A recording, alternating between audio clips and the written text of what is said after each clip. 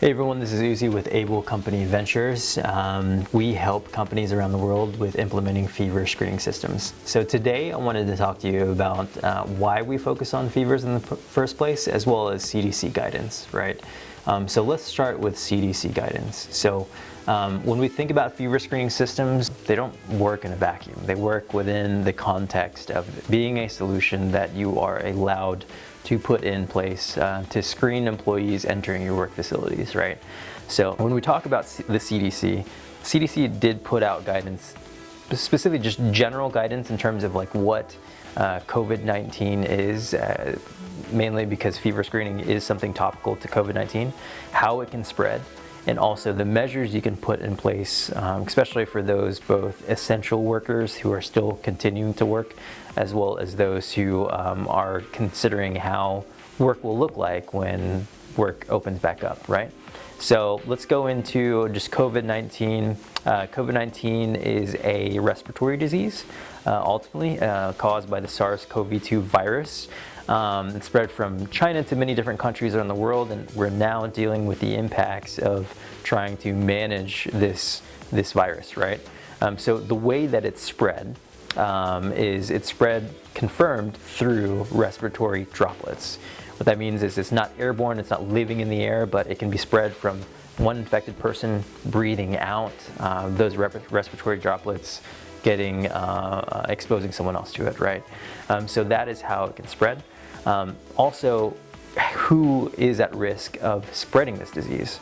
Well, there's an asymptomatic risk of spreading this, i.e. someone who's infected but doesn't show any of the signs and symptoms still has the ability to spread it to someone else. And there's also the symptomatic risk of spreading this disease. So on the symptomatic side, we look for symptoms like a dry cough, a sore throat, as well as in combination with a very common one, which is fevers, right? So for the majority of the cases out there that are symptomatic, fevers are a common symptom of person infected with COVID-19.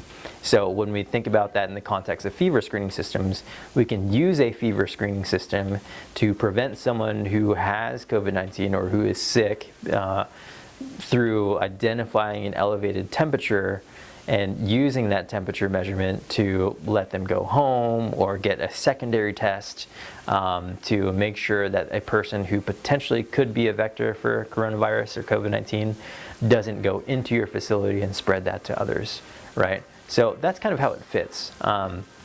We know that people who are symptomatic tend to be higher risk of transmitting that disease to another person. So that is why we would put these controls in place.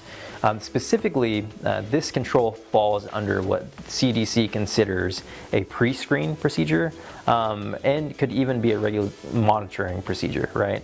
So they give 4 basic measures, which are pre-screen for individuals coming into your facility, regularly monitor those the personnel that are in your facility in case there's a wide temperature swing throughout the day, and then wear a mask at your facility. And lastly, make sure that you adhere to social distancing practices, right? So again, the fever screening focuses on the pre-screen method, but also focuses on one of the largest symptoms and most obvious symptoms of COVID-19. So by using these systems, you can prevent the spread of COVID-19 at your facility. Not completely, obviously, but kind of like the Pareto Principle, where 20% of the symptoms can cause 80% of the problems.